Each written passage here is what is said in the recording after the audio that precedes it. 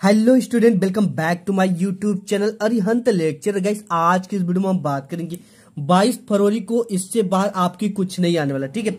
अगर आपने इस वीडियो पे क्लिक किया तो आप एक लकी इंसान हो। कच्चा दिसबी हिंदी में आपका 70 नंबर बिल्कुल पक्का। एक भी क्वेश्चन इस वीडियो से बाहर आपके बोर्ड एग्जाम में नहीं आने वाला है। अगर आप 10th एग्जाम देने वाले हो और आपका ना 70 में 70 नंबर बिल्कुल पक्का हो गया अभी। प्यारे बच्चों, ये वीडियो थोड़ी सी लंबी बनेगी ना ये, लेकिन आपके फ्यूचर की बात है। इस वीडियो को शुरू से लेकर अंत तक देख लेना। आप 2.5 घंटा 2 घंटा 1.5 घंटा का फिल्म देख लेते हो जिसका आपका कोई लेना देना नहीं था, लेकिन ये जो चीजें आपकी जरूरत की चीजें आपके भविष्य में काम आएगी, आपके बोर्ड एग्जाम में आएगा। इस वीडियो को शुरू से लेकर अंत तक देख लेना। मैं गारंटी देता हूं कि 70 नंबर आपका पक्का। जितना भी मैं इस वीडियो में बताऊंगा सभी आपके बोर्ड एग्जाम के पेपर में आएंगे। आपको सिंपली जाकर छाप देना है, ठीक है। देखो, इस बार हमें बोर्ड एग्जाम में 98% लाना है और आपको स्टेट लेवल में एक रैंक हासिल करना है। इतना लाने से हमें कोई नहीं रोक सकता। सिंपली हमको वीडियो को शुरू से लेकर अंत तक देखना पड़ेगा। देखो, इस वीडियो में हम क्या क्या देखने वाले हैं सबसे पहले बात कर लेंगे, ठीक है, ताकि आपका समय वेस्ट ना हो। सबसे महत्वपूर्ण गद्यांश देखेंगे, जो कि 3 सबसे महत्वपूर्ण गद्यांश देखेंगे, ठीक है। जो कि गद्यांश आपके बोर्ड एग्जाम में 12 मार्क्स के आते हैं, 2 तो आते हैं, ठीक है। आपको किसी एक को करना होता है। इसके बाद देखेंगे सबसे ज्यादा महत्वपूर्ण संस्कृत के गद्यांश और पद्यांश, ठीक है। संस्कृत का जो गद्यांश और पद्यांश आपके कितने हैं, एक जो गद्यांश होता है 5 नंबर का, पद्यांश 5 नंबर के, यानी टोटल 10 मार्क्स के आपके बोर्ड एग्जाम में संस्कृत के गद्यांश पद्यांश आते हैं। और सबसे महत्वपूर्ण गद्यांश पद्यांश हिंदी में जो है 6 मार्क्स का गद्यांश आता है, 6 मार्क्स का पद्यांश याद कर लेना है, ठीक है। पहला है यहाँ पे कि विश्वास पात्र मित्र से बड़ी रक्षा रहती है, ठीक है। ये देगा आपका, और इसके नीचे 3 क्वेश्चन देंगे, ठीक है। तीनों क्वेश्चन का आपको आंसर लिखना पड़ेगा। जिसे यहाँ पे उपयुक्त गद्यांश का संदर्भ लिखिए, रेखांकित अंश की व्याख्या कीजिए, हमें अपने मित्रों से क्या आशा करनी चाहिए। ये 3 क्वेश्चन देंगे, ठीक है। तीनों क्वेश्चन को आपको देना, जो कि प्रत्येक क्वेश्चन 2-2 मार्क्स के हैं। प्रत्येक क्वेश्चन आपके कितने कितने मार्क्स के हैं, ये सभी क्वेश्चन 2-2 मार्क्स के हैं। और ये जो है ना, ये वेरी इंपॉर्टेंट गद्यांश है। तो सबसे पहले हमें उपयुक्त गद्यांश का तो संदर्भ लिखना है। संदर्भ लिखने के लिए पाठ और इसके राइटर का नाम हमें पता होना चाहिए, ठीक है। तो सिंपली ये जो विश्वास पात्र मित्र है, मित्रता नामक पाठ से लिया गया और इसके लेखक आचार्य रामचंद्र शुक्ल। यहाँ पे हम आंसर शीट पे आते हैं। सबसे पहले प्रश्नोत्तर संख्या डालेंगे, इसके नीचे ब्लैक से 2 पाई खींचेंगे, विश्वास पात्र मित्र, और यहाँ पे ब्लैक पेन से इस तरह से डैश डैश डैश डैश कर लेंगे। संदर्भ लिखेंगे ब्लैक पेन से 2 पाई। प्रस्तुत गद्यांश हमारी पाठ्य पुस्तक हिंदी के गद्य खंड में संकलित मित्रता नामक पाठ से लिया गया है, ठीक है प्यारे बच्चों। इस पाठ के लेखक आचार्य रामचंद्र शुक्ल जी हैं, ठीक है बच्चों।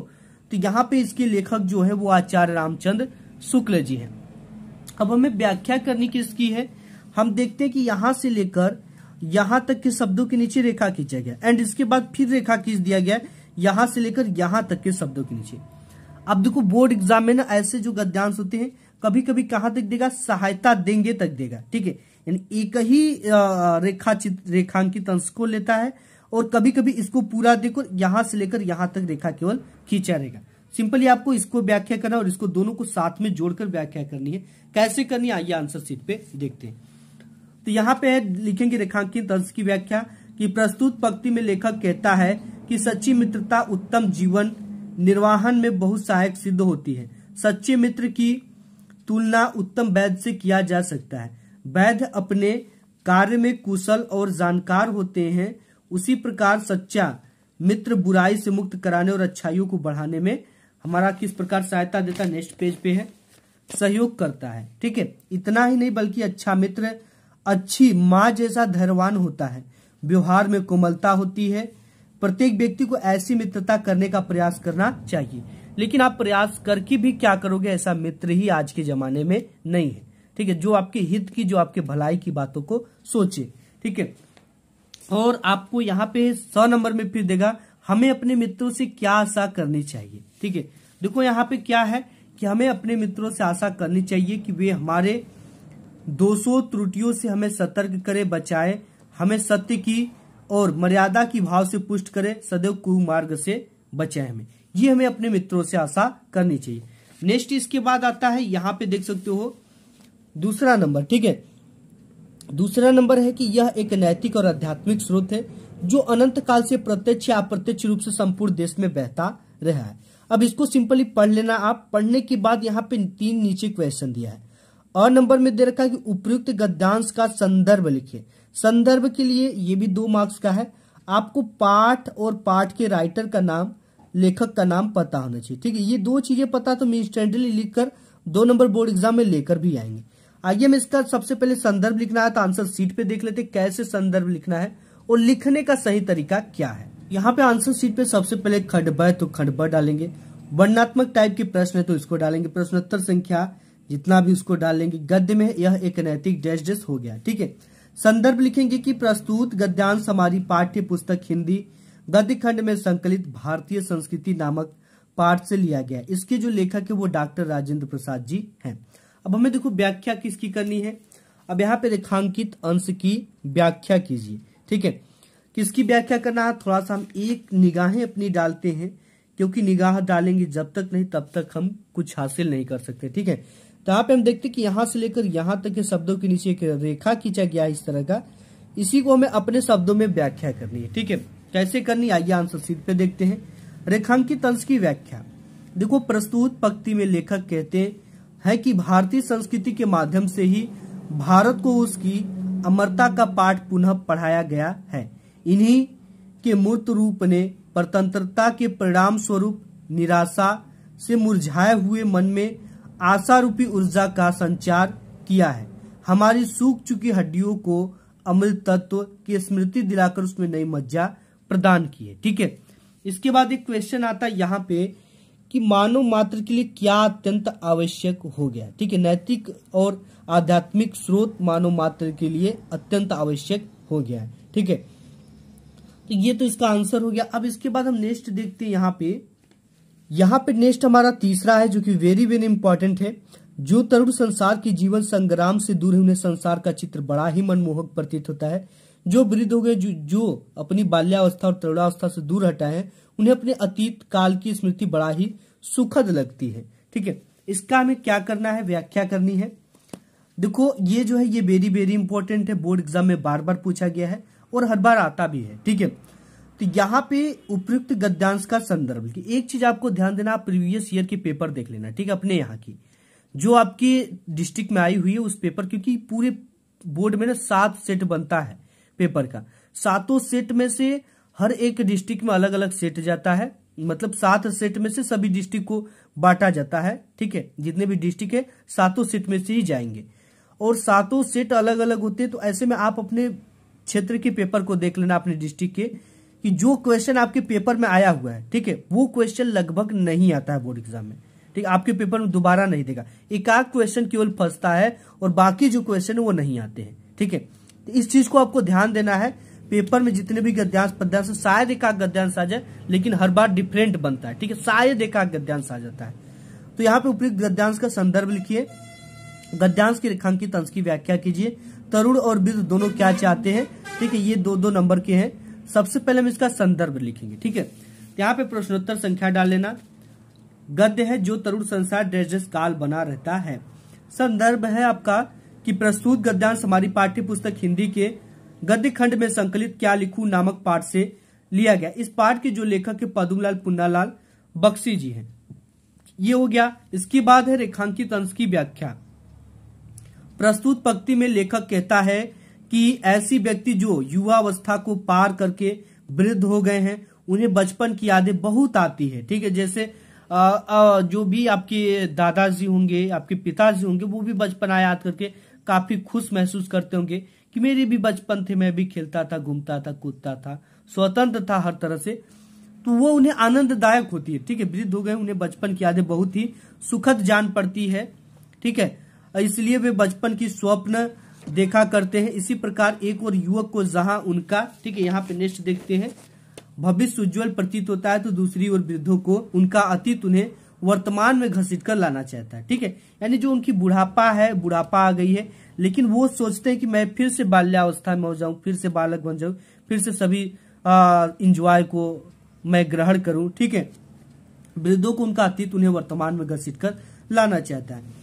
युवकों को अभिलाषा रहती कि उनकी भविष्य की कल्पनाएं वर्तमान स्वरूप ग्रहण कर लें। जो युवक होते हैं, जैसे आप युवक को सोचते हो कि पढ़ लिख कर हम नौकरी करने लगे, सुख करने लगे, गाड़ी घोड़ा हमारे पास हो जाए। ठीक है, तो ये सब चीजें जो है ना, आपकी भविष्य के बारे में आप सोचते हो, तो आप सोचते हो कब वो वर्तमान में बदल जाए चीजें। ठीक है, वर्तमान स्वरूप ग्रहण कर ले तरुण क्रांति के समर्थक होते हैं। जो युवा होते हैं वो क्रांति लाना चाहते हैं, ठीक है, कुछ करके दिखाना चाहते हैं, समर्थक होते हैं। तो वृद्ध अतीत की महान परंपराओं और जीवन मूल्यों को बनाए रखना चाहते हैं। तो वही जो वृद्ध है अपनी पुरानी परंपराओं को बनाकर रखना चाहते हैं। नेक्स्ट इसमें क्वेश्चन हमसे पूछता है कि तरुण यानी युवा और वृद्ध दोनों क्या चाहते हैं। तो यहाँ पे हम लिखेंगे तरुण और वृद्ध दोनों वर्तमान से क्षुब्ध रहते हैं, क्योंकि तरुण परंपराओं के विरुद्ध क्रांति के समर्थक होते हैं, तो वहीं वृद्ध अतीत की महान परंपराओं और जीवन मूल्यों को समर्थक होते हैं। ठीक है, ऐसे हमने लिख दिया। आपको सिंपली याद नहीं करना है, चीजों को समझना है कि जो तरुण होता है वो क्रांति लाना चाहता है, कुछ नया करना चाहता है। वही जो वृद्ध होता है वो अपने बीती हुई चीजों को याद करके सोचता है, समझता है, इंजॉय करता है और उसको घसीट कर उसी स्थिति में आना चाहता है। ठीक है, यही इसका मतलब है। नेक्स्ट देखते हैं। तो अभी तक मैंने वीडियो में क्या क्या देखा, 40 महत्वपूर्ण बहुविकल्पी देखा, 3 सबसे महत्वपूर्ण गद्यांश देखा जहां से 6 नंबर हमारे पक्के हुए।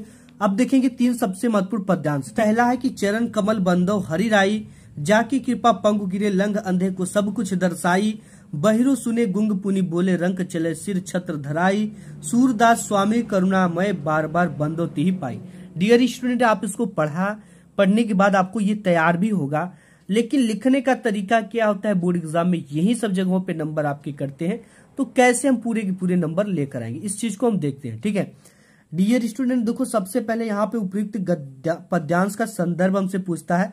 ये संदर्भ आपके बोर्ड एग्जाम में 2 मार्क्स का होता है। इसके लिए हमें इसके ये जो पार्ट है और इसके पोएट का नाम हमें पता होना चाहिए। ठीक है, यानी कि किस लेसन का और इसके पोएट कौन है, ये चीजें अगर पता होगा तो इंस्टेंटली हम 2 नंबर लेकर आएंगे, हमें कोई नहीं रोक सकता। ठीक है, तो सबसे पहले हमें संदर्भ लिखना है इसका। ठीक है, क्या लिखना है, संदर्भ।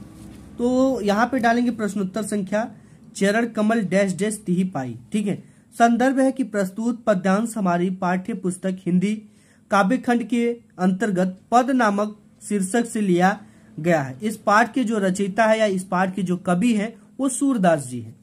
ठीक है, अब यहाँ पे देखो प्यारे बच्चों, यहाँ पे बोल रखा है रेखांकित अंश की व्याख्या कीजिए। व्याख्या यहाँ से लेकर यहाँ तक के शब्दों के नीचे एक रेखा खींचा गया इस तरह का, इसी को हमें अपने शब्दों में व्याख्या करना है। जाकी कृपा पंगु गिरे लंग है, यानी कि अगर भगवान की कृपा हो जाए तो लंगड़ा व्यक्ति भी पर्वत को लांघ सकता है, अंधे को सब कुछ दर्शाई, अंधे व्यक्ति को सब कुछ दिखाई देने लगता है, बहिरो सुने, बहरा व्यक्ति सुनने लगता है, गुंग पुनी बोले, गुंग जो होता है वो फिर से बोलने लगता है, रंक चले सिर छत्र धराए, और रंक जो होता है वो अपने सिर पर छत्र धारण करके चलने लगता है। ठीक है, तो यहाँ पे तो इसके जो लेखक है वो इसके जो ये रचनाकार है कवि है वो सूरदास जी। ठीक है, अब रेखांकित अंश की व्याख्या कैसे करना, देखो यहाँ पे रेखांकित अंश की व्याख्या। मैं उस ईश्वर के कमलवत चरणों की वंदना करता हूँ जिनकी कृपा से लंगड़ा व्यक्ति पर्वत पर चढ़ जाता है, अंधे को सब कुछ दिखाई देने लगता है, बहरा व्यक्ति सुनने लगता है, गूंगा व्यक्ति बोलने लगता है और निर्धन व्यक्ति सिर पर छत्र धारण करके चलने लगता है। ठीक है, तो यहाँ पे डियर स्टूडेंट ये चीजें तो हमारी पूरी हो गई, यहां से भी हम 6 नंबर लाएंगे। ठीक है, इसके बाद कि निर्गुण कौन देश को बासी, मधुकर कही समुझाई सौदय बूझती साच नहासी, कौन है जनक कौन है जननी, कौन नारी कौन दासी, कैसे बरन बेस कैसो की ही रस्म अभिलाषी, पावेगो पुनि कियो आपनो जो रह करेगो गासी, सुनत मौन है रहियो बावरो सुर सब मतिनासी। तो ये आपके इसमें जो इसके आपके पोएट है वो सूरदास जी हैं। तो सूरदास जी ये पद नामक शीर्षक से लिया गया है। ठीक है, जो इसी वाले शीर्षक से लिया गया है। ये कह रहा है कि निर्गुण कौन देश को वासी, जब यहाँ पे श्री कृष्ण जी अपने गांव चले जाते हैं, ठीक है, ब्रज चले जाते हैं, तो गोपिकाएं काफी व्याकुल रहती, काफी परेशान रहती हैं उनकी याद में। तो वहीं पे उद्धव जी आते हैं और निर्गुण ब्रह्म की उपासना का संदेश उन्हें देना चाहते हैं, समझाना चाहते हैं। तो गोपिकाएं उनसे ही उल्टा क्वेश्चन कर देती हैं, निर्गुण कौन देश को वासी, आप जी ये उद्धव जी हमको बता दीजिए, आप जिस निर्गुण ब्रह्म की उपासना की बात कर रहे हो ये किस देश का रहने वाला है। ठीक है, देश को वासी, मधुकर कहीं समझाए सहदेव बूझती साच न हंसी, मैं आपको सौगंध देकर पूछना चाहती हूँ, आप मुझे सच सच बता दो, मैं आपसे कोई मजाक या हंसी नहीं करती हूँ। ठीक है, कौन है जनक, कौन है इसके पिताजी, कौन है जननी, कौन इसकी माता, कौन इसकी नारी है और कौन इसकी दासी है। ठीक है, कैसा वर्ण किस वेशभूषा वाला है, कैसो कैसो भेष है इसका, कि ही रस में अभिलाषी, और किस रस में का अभिलाष है, किस रस का पान करने वाला है। ये चीजें उद्धव जी हमें बता देना। सिंपली अगर ये चीजें बता देते हो तो मैं उसे धारण कर लूंगी, उनकी उपासना करूंगी। ठीक है, तो यहीं पे उद्धव जी से सवाल किया जाता है, तो इनके सवालों के इसको आप सिंपली देख लेना। नेक्स्ट मैं आपको बता दूंगा। ठीक है, उपयुक्त पद्यांश का संदर्भ लिखिए, रेखांकित अंश की व्याख्या, इन पंक्तियों में गोपिकाएं किससे प्रश्न कर रही है, तो गोपिकाएं सिंपली उद्धव जी से प्रश्न कर रही है। अब यहाँ पे है नेक्स्ट वेरी इंपॉर्टेंट, ये भी है, अतुलनीय जिनके प्रताप का साक्षी है प्रत्यक्ष दिवाकर, घूम घूम कर देख चुका है जिनकी निर्मल कीर्ति निशाकर, देख चुके हैं जिनका वैभव ये नभ के अनंत तारागण, अगणित बार सुन चुका है नभ जिनका विजय घोष रणगर्जन। इसका भी हमसे प्रस्तुत कविता का संदर्भ पूछेगा। ठीक है, संदर्भ में कैसे लिखना, ये चीज हम आंसर शीट पे देखेंगे। ठीक है, तो सबसे पहले संदर्भ के लिए प्रश्नोत्तर संख्या 22 डाल देंगे। पद है तो पद, अतुलनीय जिनके डैश डैश रणगर्जन। प्रस्तुत पद्यांश हमारी पाठ्य पुस्तक हिंदी के पद्य खंड में संकलित स्वदेश प्रेम नामक पाठ से लिया गया है। इस पाठ के जो कवि है वो राम नरेश त्रिपाठी जी हैं। इसके बाद हमको देगा रेखांकित अंश की व्याख्या। व्याख्या किसकी करनी है, यहां से लेकर यहां तक की रेखा के शब्दों के नीचे की रेखा खींचा गया, इसकी हमें व्याख्या करनी है।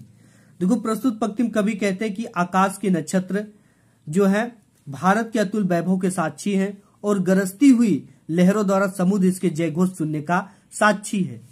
अब इसमें पूछेगा कि उपयुक्त पंक्ति में कौन सा रस है, तो उपयुक्त पंक्ति में वीर रस है। इसको पढ़ने के बाद आपके अंदर जोश उमंग उत्साह उत्पन्न हो रही है, तो यहाँ पे कौन सी रस होगी, वीर रस होगी।